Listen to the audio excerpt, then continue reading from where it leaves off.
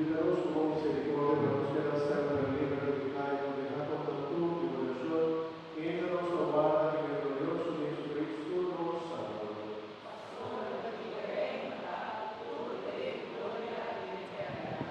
Señor Jesucristo, bautizamos apóstoles, invitados